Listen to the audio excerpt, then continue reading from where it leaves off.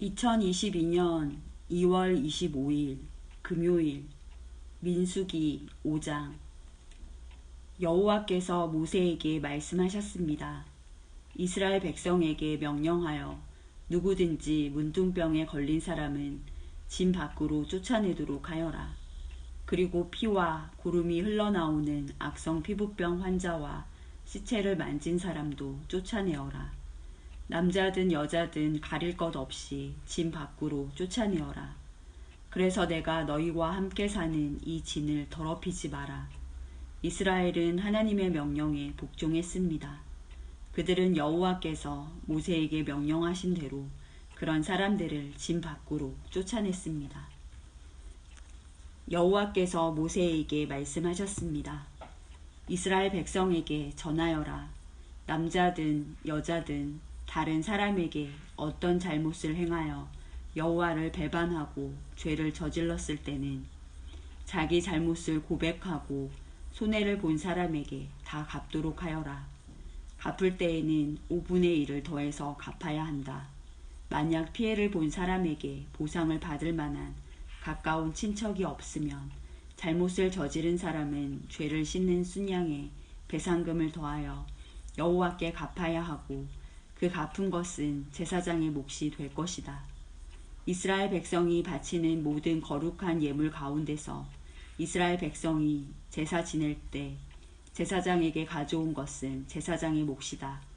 모든 거룩한 예물은 바친 사람의 것이다. 그러나 그것을 제사장에게 주었으면 그것은 제사장의 것이 된다. 여호와께서 모세에게 말씀하셨습니다. 이스라엘 백성에게 전하여라.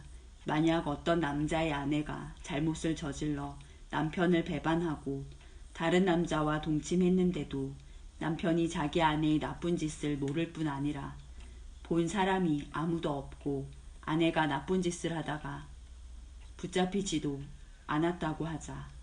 그런데 남편이 질투하는 마음 때문에 아내가 죄를 지었건 죄를 짓지 않았건 자기 아내를 의심한다고 하면 남편은 아내를 데리고 제사장에게 가거라. 그때 남편은 아내를 위해 바칠 제물도 가져가거라.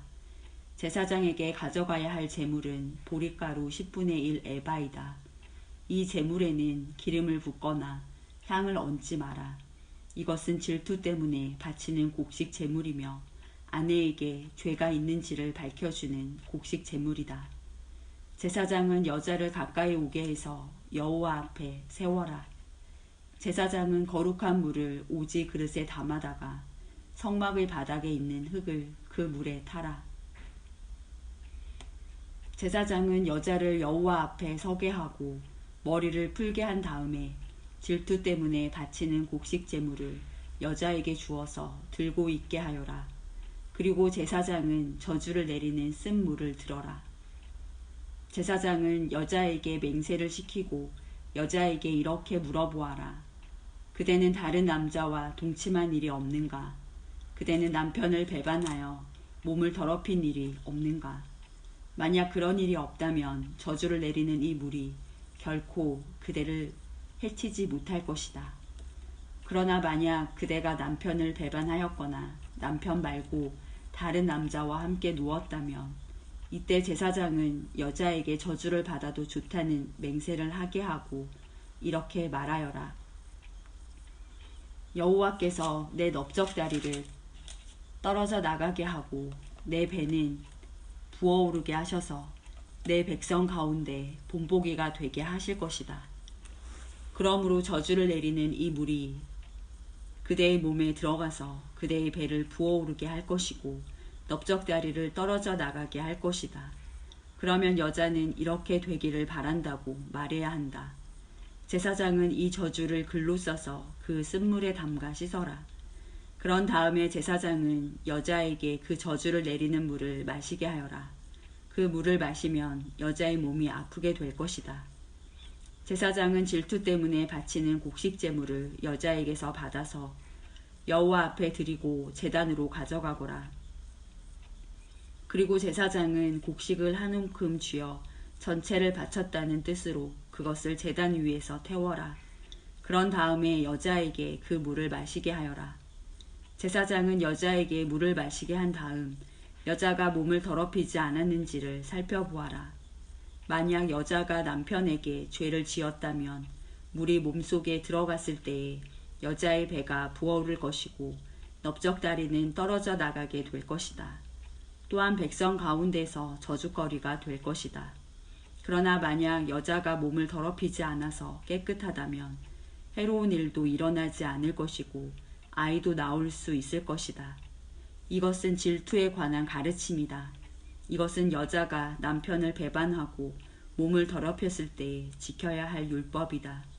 또한 남편이 자기 아내에게 질투할 때도 남편은 아내를 여호와 앞에 세워야 하며 제사장은 위에서 말한 모든 일을 해야 한다. 이것은 율법이다. 만약 남편이 옳다면 여자는 죄의 대가를 받을 것이다. 민수기 6장. 여호와께서 모세에게 말씀하셨습니다. 이스라엘 백성에게 전하여라. 남자든 여자든 특별한 맹세 곧 나실인의 맹세를 해서 자기를 여호와께 헌신하기로 했다면 포도주와 독한 술을 마시지 말고 포도주나 독한 술로 만든 초도 마시지 마라. 또 포도즙도 마시지 말고 포도나 건포도도 먹지 마라. 나실인으로 살기로 맹세한 동안에는 포도나무에서 난 것은 아무것도 먹지 마라. 씨나 껍질도 먹지 마라. 나실인으로 살기로 맹세한 동안에는 머리털을 깎지 마라.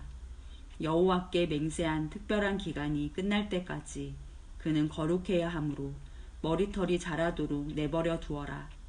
나실인은 여호와께 맹세한 특별한 기간에는 시체를 가까이 하지 마라. 설사 그의 아버지나 어머니나 형제나 누이가 죽었다 하더라도 그들의 시체를 만지지 마라. 만약 만지면 부정해질 것이다. 그가 하나님의 나실인이라는 표가 그의 머리에 있기 때문이다. 나실인으로 살기로 맹세한 동안에는 여호와께 거룩하게 구별된 사람이다. 만약 어떤 사람이 그의 곁에서 갑자기 죽어 어쩔 수 없이 여호와께 헌신한 그의 머리털을 더럽혔다면 몸을 깨끗하게 하는 날인 7일 뒤에 머리를 모두 깎아라. 그리고 8일째 날 산비둘기 2마리나 집비둘기 새끼 2마리를 회막 입구에 있는 제사장에게 가져가거라. 제사장은 그 가운데 1마리를 죄를 씻는 제물인 속죄 제물로 바치고 나머지 1마리는 태워 드리는 제물인 번제물로 바쳐라. 그렇게 해서 죄를 씻는 예식을 행하여라. 그가 시체를 가까이 했기 때문에 죄가 있느니라. 바로 그날 그는 자기 머리를 거룩히 구별하기로 다시 맹세하여라. 그리고 다시 특별한 기간을 정해서 자기를 여호와께 바치고 1년 된 순양을 가져와서 허물을 씻는 속건제로 바쳐라. 그 전까지의 기간은 무효이다. 그것은 그가 그 기간 동안에 부정해졌기 때문이다. 나실인의 규례는 이러하다. 맹세한 기간이 끝나면 회막 입구로 가서 거기에서 여호와께 제물을 바쳐라. 흠 없는 1년 된 순양을 번제물로 바치고 흠 없는 1년 된 암양을 속죄 제물로 바쳐라. 그리고 흠 없는 순양 1마리를 화목 제물로 바쳐라. 그 밖에도 누룩을 넣지 않고 기름을 섞어 만든 빵과 누룩을 넣지 않고 기름을 발라 만든 과자를 가져와서 곡식 제물과 부어드리는 제물인 전제물과 함께 바쳐라. 제사장은 이 제물들을 여호와 앞에 가져와서 죄를 씻는 제사인 속죄제와 태워드리는 제사인 번제로 바쳐라. 그런 다음에 순양을 잡아 여호와께 화목제물로 바치며 그때 누룩을 넣지 않은 빵인 무교병 1광주리를 함께 바쳐라. 그리고 곡식제물과 전제물도 바쳐라.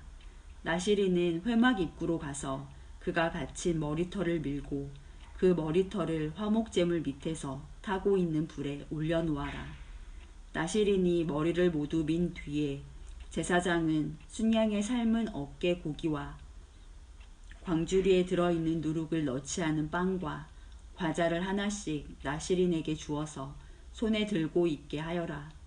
그런 다음에 제사장은 그것들을 여호와 앞에 흔들어 바치는 제사인 유제로 드려라. 그것들은 거룩한 제물로서 제사장의 몫이다. 또 흔들어 바친 순양의 가슴 고기와 높이 들어 올려 바친 넓적다리 고기도 제사장의 몫이다. 그런 다음에야 나시린은 포도주를 마실 수 있다. 이것은 나시린에 관한 율법이다. 누구든지 여호와께 자신을 구별하여 나시린이 되기로 예물을 드린 자는 이 외에도 힘이 미치는 대로 하고 그가 맹세한 대로 자신을 구별한 법을 따르라. 여호와께서 모세에게 말씀하셨습니다. 아론과 그의 아들들에게 전하여라. 너희는 이스라엘 백성에게 이렇게 복을 빌어 주어라. 여호와께서 너에게 복을 내리시고 너를 지켜주시고 여호와께서 너에게 자비를 베푸시며 너에게 은혜를 내려주시기를 빈다.